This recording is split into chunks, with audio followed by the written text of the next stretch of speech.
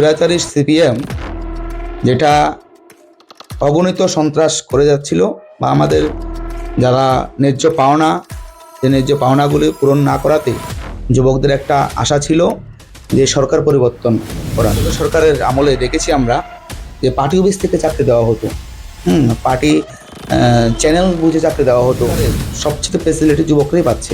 যুবকদের প্রাধান্য দিয়ে আমাদের সরকার বরাবরই কাজ করে চলছেন।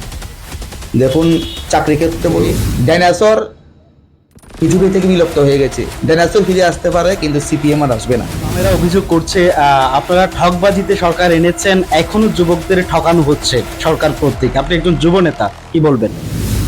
নমস্কার, আপনারা দেখছেন ত্রিপুরা টিভি। ত্রিপুরা টিভির বিশেষ অনুষ্ঠান লোককথায় আজ আমরা রয়েছি তেজ ধনপুরের যুব মোর্চার সাধারণ সম্পাদক সুকান্ত চৌধুরীর কাছে। আমরা প্রথমে ওনাকে ত্রিপুরা টিভির পর্দায় স্বাগত জানাবো।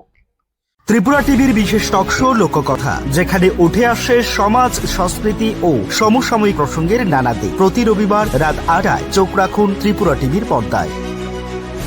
নমস্কার, অসংখ্য ধন্যবাদ আপনাদের ত্রিপুরা টিভির যারা আছেন, কর্মী থেকে শুরু করে আপনাদের যারা দর্শক যারা দেখেন, সকলকে আমার ব্যক্তিগত পক্ষ থেকে এবং ভারতীয় জনতা যুব মোর্চার পক্ষ থেকে অসংখ্য ধন্যবাদ। সুকান্ত, প্রথমে জানতে চাইবো, যেহেতু যুবকদের নিয়ে কাজ করছেন, বর্তমান সময়ে আপনার রাজ্য থেকে ধনপুরের যুবকদের বিজেপির প্রতি কেমন অবস্থান বা আপনাদের পার্টির দলীয় অবস্থান কেমন?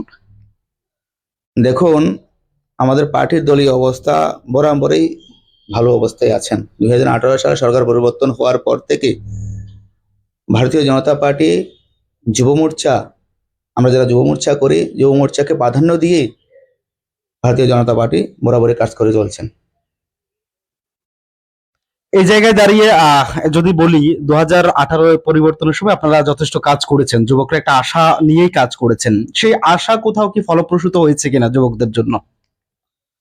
দেখুন, 2018 সালের আমাদের একটাই লক্ষ্য ছিল যে সরকার পরিবর্তন হওয়ার।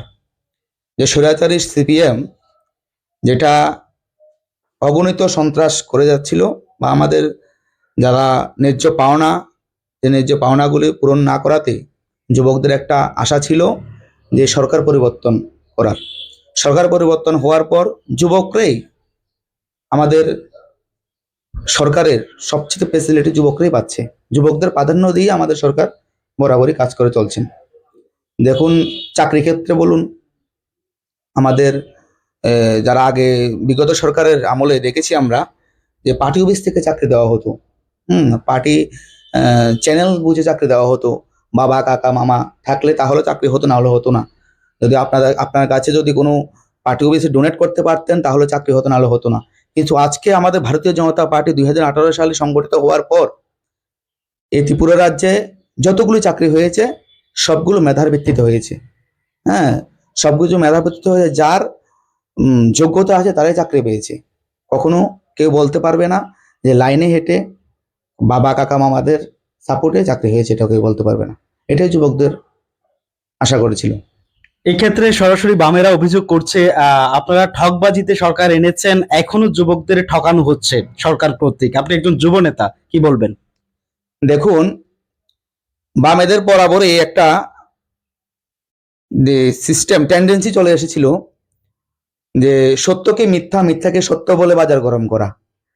তো সেটা ওরা বিরোধী দল করে, ওটাই এদের কাজ, এটা ওদের কাজ যে সত্যকে মিথ্যা, মিথ্যাকে সত্য বলে বাজার গরম করা। তো সেটা একটা সময় ছিল যে সত্যকে মিথ্যা, মিথ্যাকে সত্য বলে বাজার গরম করলে বাজারটা গরম হতো, কিন্তু এখন আর বাজারটা গরম হয় না। কারণ আমার আপনার সকলের কাছে, আমাদের কাছে সকল আপডেট পাওয়ার জন্য আমাদের কাছে একটা স্মার্ট মোবাইল আছে। যে স্মার্ট মোবাইলের মাধ্যমে আমরা প্রতিদিনের আপডেট আমরা পেয়ে থাকি।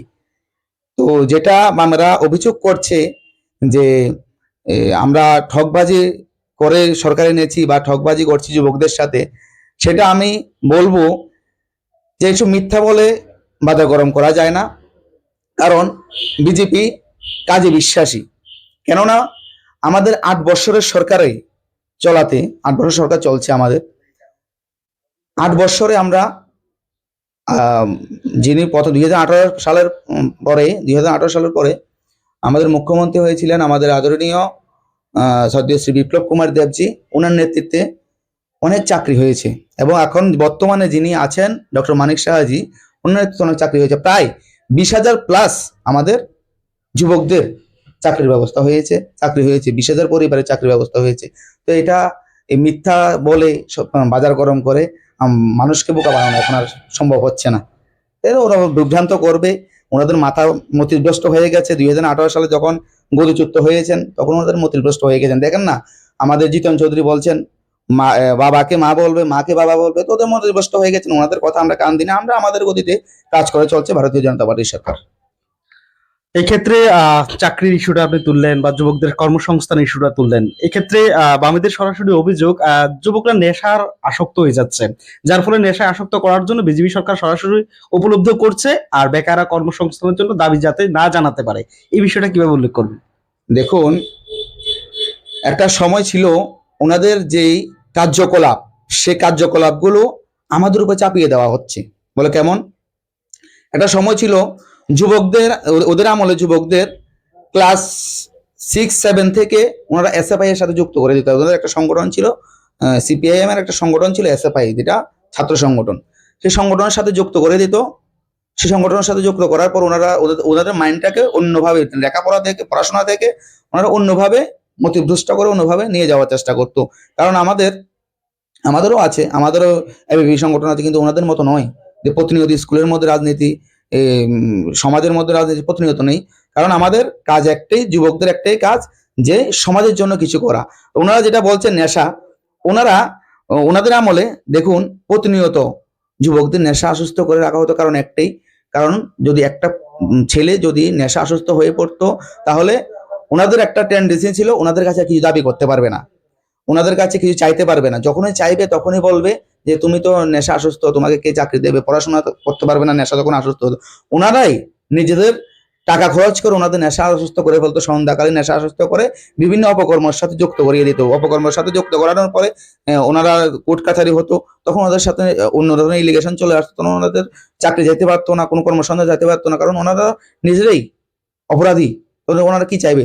ওনাদের সময় টেন্ডেন্সিতে চলতো, কিন্তু আমাদের সময় আজকে ওনারা যারা বরখাস্ত হয় না, কারণ যুব সমাজ এখন প্রতিনিয়ত বুঝে। কারণ যদি নেশা আসক্ত হয়, আমাদের সরকার ডাক দিয়েছে যে যুবকদের নেশার মাঠে নয়, খেলার মাঠে দেখতে চাই। খেলার মাঠে ডাক দিয়েছে।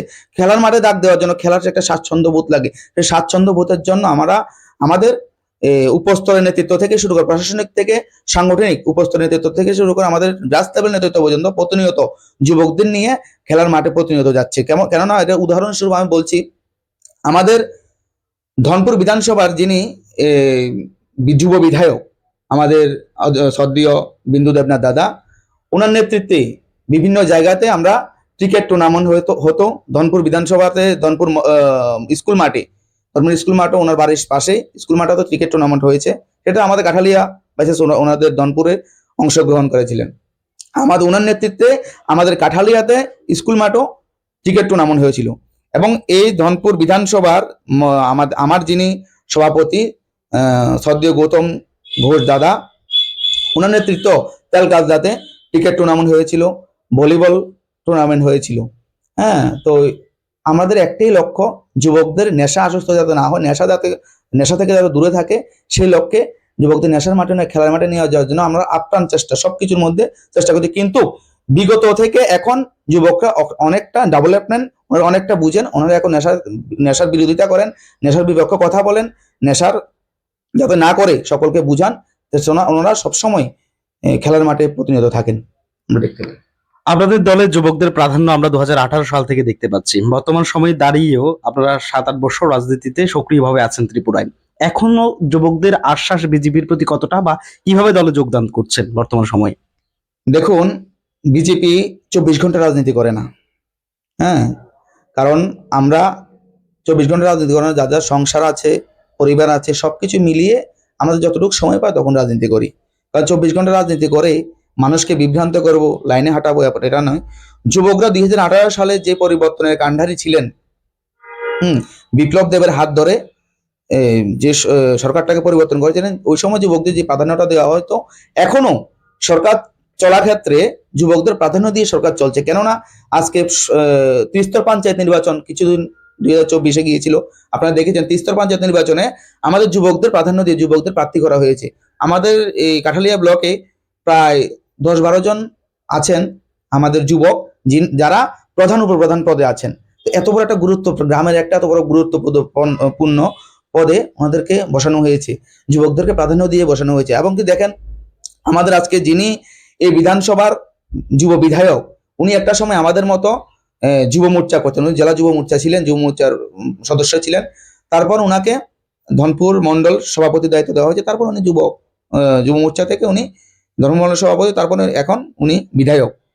যুবকদের প্রাধান্য দিয়ে ভারতীয় জনতা পার্টি সবসময় কাজ করে এবং যুবকদের প্রাধান্য দিয়ে সবকিছু চালানোর চেষ্টা করে, প্রশাসনিক বলুন, সাংগঠনিক বলুন, সামাজিকতা বলুন। এটা এখনো 2018 সালেও ছিল, এখনো চলছে সেভাবে।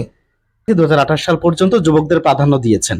তো আসলে কি যুবকরা কোথাও উপকৃত হচ্ছে এই রাজনীতিগুলি করে, নাকি বামেদের যেটা ছিল যে লাইনে লাইনে হাঁটার পর চাকরি টাকরি পাবে, সেই উপকারটা হচ্ছে বামেদের নাকি বিজেপির? দেখুন, আমি প্রথমে বলেছিলাম যে যুবকদের 2018 সালে পরিবর্তনের পর বিজেপি একমাত্র যুবকদের সম্মান দিয়েছে, বিজেপির তারাই একমাত্র যুবকদের বিভিন্ন কর্মসংস্থান বলুন, যে লাইনে আছে কর্মসংস্থান বলুন, রাজনীতি বলুন, হ্যাঁ, সবখান দিয়ে যুবকদের উপকৃত হচ্ছে, যুবকদের প্রাধান্য দেওয়া হচ্ছে। বা আমাদের সময় একটা সময় ছিল ওনাদের লাইনে হাঁটতে হবে, প্রতিনিয়ত মিটিং করতে হবে, প্রতিনিয়ত মিছিল করতে হবে, পার্টি অফিসে প্রতিদিন ওনার নাম লেখাতে হবে, ধর্ণা দিতে হবে, তারপর যে গিয়ে ওনাদের চাকরি হতো। কিন্তু আমাদের আজকে বিজেপি সরকার 8 বছর সরকার চলছে, একটা চাকরি বলতে পারবে না যে লাইনের পিছনে হেঁটে আমি বাবা কাকা মামাদের খুশামত করে আমি চাকরি পেয়েছি। এটা একটা এলিগেশন আমাদের মধ্যে আনতে পারবে না, কারণ আমাদের সরকার স্বচ্ছ নিয়োগ নীতির মাধ্যমে এই চাকরি বলুন সবকিছুর মাধ্যমে, স্বচ্ছ নিয়োগ নীতির মাধ্যমে চাকরিগুলো হচ্ছে। এবং চাকরি বাদেও আমাদের যে যারা কোনো সরকার তো পারবে না যে 100% চাকরি দেওয়ার জন্য, তাহলে চাকরি ছাড়াও অন্যান্য কোনো কাজ স্কিল ইন্ডিয়ার মাধ্যমে আমরা দেখুন, নরেন্দ্র মোদী স্কিল ইন্ডিয়ার মাধ্যমে বিভিন্ন যুবকদের প্রশিক্ষণ দিচ্ছে, প্রশিক্ষণের মাধ্যমে ওনাদের বিভিন্ন কর্মসংস্থান হচ্ছে।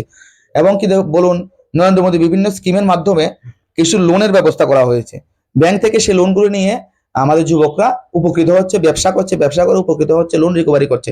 তো যুবকদের একটা টেন্ডেন্সি ঢুকে গেছে যে চাকরির জন্য বসে থাকলে হবে না, পড়াশোনা করেছি চাকরির জন্য বসে থাকবো না, কিছু না কিছু করতে হবে। সেই টেন্ডেন্সিটা একটা সময় ছিল যে আমরা চাকরি পেলে হয়তো আমরা বেকারত্ব কেটে যাবে, কিন্তু এখন একটা জিনিস এসেছে যে চাকরি করব সে আশা বসে থাকবে, চাকরি পাবো সেই আশা বসে থাকবো না, যখন পাবো তখন দেখা যাবে। কিন্তু আমি আমার কাজগুলো করে যাব, যে আমি ব্যবসা করি বা অন্য কোনো যে কোনো কাজ করি, আমি বসে থাকবো না, কাজ করে দেবো। যে যুবকদের সেই মাইন্ডটা চেঞ্জ হয়েছে, সেটা অনেক আমূল পরিবর্তন।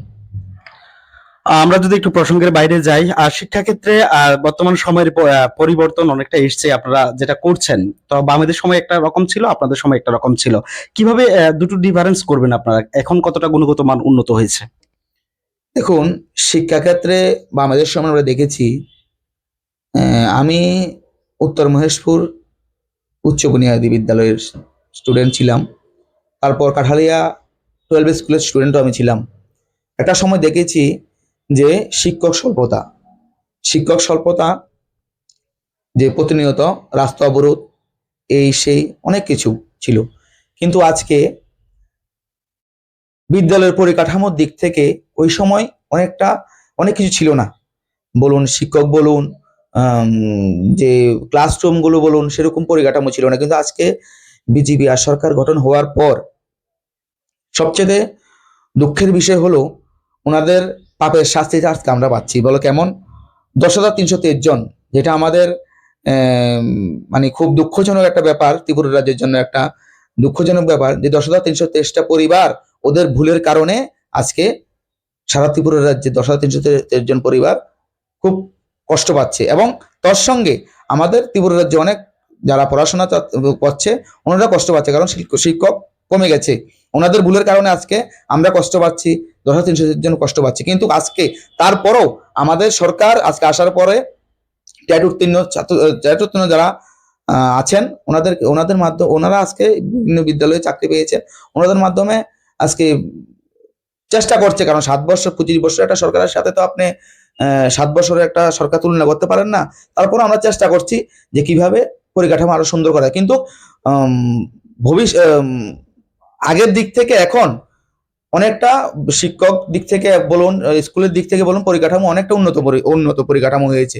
এমন ধরুন আমাদের যে বিদ্যাজ্যোতির মাধ্যমে, হ্যাঁ, যেটা সিপিএম আমলে কখনো গ্রাম্য মানুষ শুনেনি, যে বিদ্যাজ্যোতির মাধ্যমে এত সুন্দর পরিকাঠামো আছে, সেটা আমাদের বিজেপি সরকার আছে বলেই আজকে গ্রামের মধ্যে এত সুন্দর পরিকাঠামো, একটা বিদ্যাজ্যোতির মতন, একটা সেন্ট্রাল স্কুলের মতন, এভাবে আমাদের গ্রাম শিক্ষার যে অবস্থা, সেটা খুবই আগে থেকে খুব ভালো পজিশনে আছে।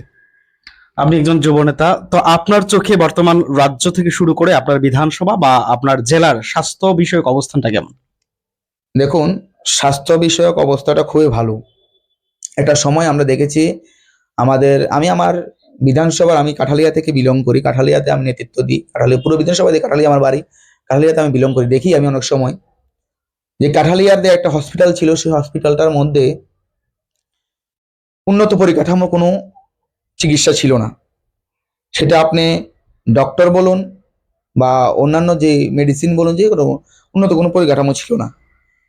কিন্তু আপনারা শুনলে খুশি হবেন, আমাদের ইতিমধ্যে আশা করি বোধহয় সোমবারে, হ্যাঁ, আমাদের মুখ্যমন্ত্রীর হাত ধরে এই কাঠালিয়া শিলান্যাস হবে। হুম। এই এটা কাজ শুরু হবে। আমাদের যে কাঠালিয়া স্বাস্থ্য কেন্দ্র যেটা আছে, এটা প্রায় 8 কোটি টাকার স্যাংশন। আমি এটাই বলবো, সিপিএম আমলে কখনো ওনারা দেখেনি একসাথে এত টাকার স্যাংশন দিয়ে একটা হাসপাতালের জন্য এত বড় কাজ করার জন্য মানসিকতা জন্মায়নি। তা আমাদের সরকার আছে দেখে আজকে স্বাস্থ্য বলুন, শিক্ষা বলুন, সব দিক থেকে, হ্যাঁ, পরিকাঠামো উন্নত পরিষেবা এখনো আছে। জিবি হাসপাতাল বলুন, হ্যাঁ, আমাদের কাঠালিয়া থেকে শুরু করে ত্রিপুরা রাজ্যে বিভিন্ন বড় বড় যারা যে হসপিটালগুলো আছে, উন্নত পরিষেবা, বাইরে যেতে হচ্ছে না, হ্যাঁ। আর জিবিতে আমাদের অনেক অপারেশন জিবিতে হচ্ছে, হ্যাঁ। আম, আগের তুলনায় এখন অনেকটাই ডেভেলপড। আমরা কাঠালিয়াতে বা 23 ধনপুর বিধানসভার অন্যতম একটা জায়গা কাঠালিয়াতে, যেখানে বামেদের মিছিল উত্তরোত্তর আমরা বৃদ্ধি পেয়েছে, আমরা দেখেছি, পরিলক্ষিত করেছি। কিছুদিন আগে বিহার নির্বাচন গেল, সেখানে আপনাদের বিজেপির ভালো ফলাফল। তারপরেই এই ধাক্কাটা কি কোথাও বামেরা খেলো কিনা মনে হয় আপনার? দেখুন, বামেরা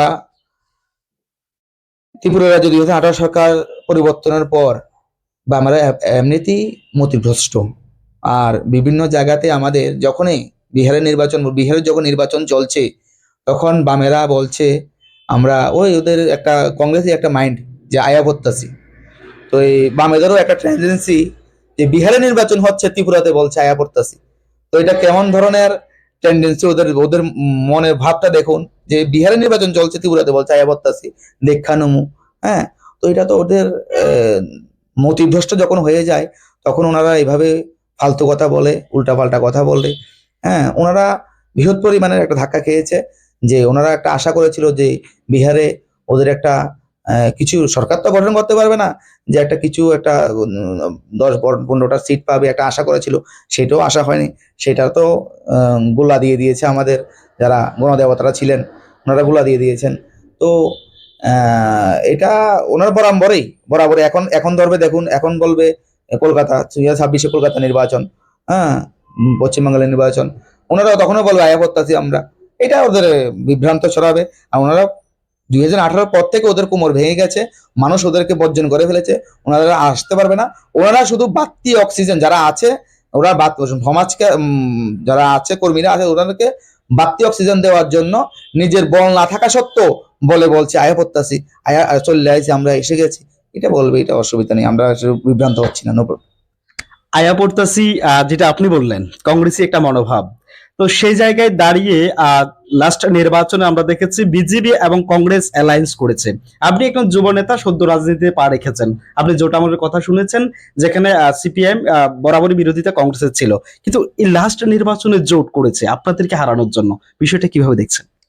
দেখুন, আমি জোট আমলের রাজনীতি দেখিনি, কিন্তু আমি আমার বাবা থেকে শুনেছি, আমার কাকা থেকে শুনেছি, যারা ওনারা দেখে গেছেন জোট আমলের রাজনীতি, সিপিএম এর রাজনীতি দেখেছি। সিপিএম এর রাজনীতি আমি পুরোপুরি দেখিনি, লাস্ট পর্যায়ে যেটা দেখেছি অনেকটা দেখেছি। কিন্তু ওনারা একটা সময় ছিল যে বাজারে মিছিল করলে সিপিআইএম কংগ্রেসকে গালি দিত, কংগ্রেস সিপিএম কে গালি দিত, এবং কি সিপিএম করতে গিয়ে কংগ্রেসের দ্বারা অনেক সিপিএম কর্মী আক্রান্ত হয়েছে, এবং ওনারা মারাও গেছেন, অনেকে আছেন। কংগ্রেস করতে গিয়ে সিপিএম এর দ্বারা অনেক কংগ্রেস কর্মী আক্রান্ত হয়েছেন এবং অনেকে, কেউ বাবা হারিয়েছেন, কেউ মা হারিয়েছেন, কেউ ওনার পরিবার হারিয়েছেন, এমন অনেকেই আছে।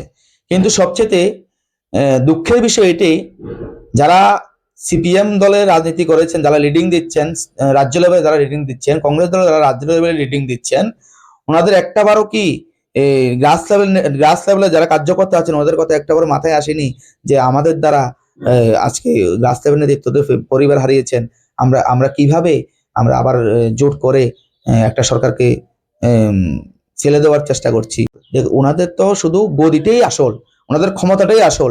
আপনি আমার পরিবার যাই হোক, আপনি আমার দ্বারা আপনার ক্ষতি হোক, আপনার দ্বারা আমার ক্ষতি হোক, সেটা যাই হোক, ওনারা উপরে ওই একটা সিস্টেম ছিল যে ত্রিপুরাতে দোস্তি, ত্রিপুরাতে কুস্তি, দিল্লিতে দোস্তি, ওটাই ছিল একটা টেন্ডেন্সি, যেটা আগেও ছিল, এখনো চলে আসছে। হ্যাঁ, এটা ওনারা কর্মীদের কথা চিন্তা করেন, ওনারা শুধু ওনাদের গদি চিন্তা করে, ওনাদের পোশাক চিন্তা করে, ওনাদের সম্পত্তি চিন্তা করে, যেটা কিভাবে রক্ষা করা যাবে, কিভাবে আরো বৃদ্ধি করা যাবে। ওনাদের গদিচ্যুত হওয়ার পরে মতদ্রষ্ট হয়ে যেতে, তাই একসাথে মিতালি হয়ে বিজেপি সরকারটাকে বদনাম করা বা ফেলে দেওয়ার চেষ্টা করছে। একেবারে শেষভাবে যদি জানতে চাইবো, বিজেপি সরকারটাকে আবার 2028 সালে নির্বাচনে জয়ী করার জন্য আপনি একজন যুব নেতা হিসেবে যুবকদের প্রতি কি আহ্বান রাখবেন? দেখুন, 2018 সালে মানুষকে ওনারা বিভ্রান্ত করছেন যে সিপিএম আবার আসবে, হ্যাঁ সিপিএম আবার আসবে, আপনারা আসুন, হ্যাঁ বিজেপি চলে যাবে। আমি একটা কথাই বার্তা দেব, যুবকদের একটা কথা বার্তা দেব, বিভ্রান্ত হওয়ার কিছু নেই। আমি বিভিন্ন জায়গাতে শুনি, বিভিন্ন জায়গায় দেখি যে ডাইনোসর পৃথিবী থেকে বিলুপ্ত হয়ে গেছে, ডাইনোসর ফিরে আসতে পারে কিন্তু সিপিএম আর আসবে না। হ্যাঁ, সেটা যুবকদের একটা কথাই বলবো, ডাইনোসর ফিরে আসতে পারে কিন্তু সিপিএম আর আসবে না। সেজন্য আপনারা খোলাভাবে বিজেপি সরকার যে কাজ করতে, সেই সরকারের সাথে থাকবেন এবং খোলাভাবে আপনারা বিজেপি সরকারের কাজ করে 2018 সালে আবার সেই সরকারটাকে পুনরায় আবার বসানোর জন্য সাহায্য করবেন। এবং উইদাউট সরকার বসবে, সরকার আসবে, নো চিন্তা, কোনো টেনশনের কিছু কারণ নেই। সিপিএম অতিভ্রষ্ট, সিপিএম অনেক ধরনের কথা বলবে, তাই যুব সমাজ থেকে শুরু করে সাধারণ মানুষকে একটা বার্তাই দেবো, বিভ্রান্ত হওয়ার কিছু নেই। সরকার আমাদেরই হবে, সরকার বিজেপি সংগঠন করবে, এটাই আমার যুব সমাজ থেকে কাছে বার্তা। একেবারেই সুকান্ত বাবু যেটা জানালেন, ডাইনোসর ফিরে আসতে পারে কিন্তু বামেরা আসবেন না, এই উক্তিটি তিনি রেখেছেন এবং যুব সমাজের প্রতি আহ্বান রেখেছেন 2028 নির্বাচনের আগেই যেন দলের হাত ধরেন এবং দলকে শক্তিশালী করেন। এতক্ষণ লোককথার বিশেষ অনুষ্ঠানে আমাদের সাথে ছিলেন ধনপুর মণ্ডলের যুব মোর্চার সাধারণ সম্পাদক সুকান্ত চৌধুরী। শুভরাত্রি।